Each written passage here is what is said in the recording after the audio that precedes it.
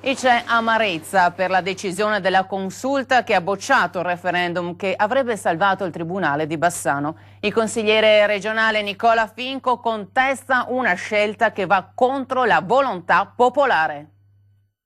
Io parlo di morte alla democrazia, perché quando uno dei poteri forti dello Stato, e cioè la magistratura, prende una decisione del genere, vuol dire che gli organi democraticamente eletti dai cittadini non hanno più alcun senso. Questa è una cosa vergognosa, perché ovviamente si va a calpestare uno dei diritti fondamentali degli esseri umani, ma soprattutto quello che ci tengo a dire è che lo Stato centrale sta tirando troppo la corda nei confronti del Veneto e dei veneti. L'inammissibilità del referendum abrogativo della riforma di geografia giudiziaria, che prevede tra l'altro la chiusura del Tribunale di Bassano, dichiarata dalla Consulta, sta sollevando un polverone politico. L'impressione, secondo Finco, è che le esigenze dei veneti siano tenute sempre meno in considerazione e forse non è un caso che il sito del consigliere regionale sia andato in tilt per troppi contatti su un filmato che denuncia le disparità di trattamento fiscale tra Veneto e Trentino Alto Adige. Ha avuto oltre 11.000 visite a questo mio post in giro di poche ore, sta a significare che c'è un forte sentimento autonomista che sta crescendo in Veneto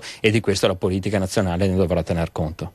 Ma a tenere banco in questo periodo è anche il tormentato ricambio dei vertici della Banca Popolare di Marostica.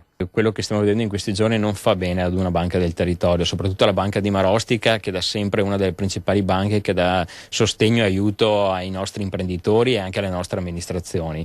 Io mi auguro che questa questione si risolva il prima possibile, però quello che mi auguro è che la Banca di Marostica continui a restare una banca del territorio a servizio di questa comunità, della comunità veneta.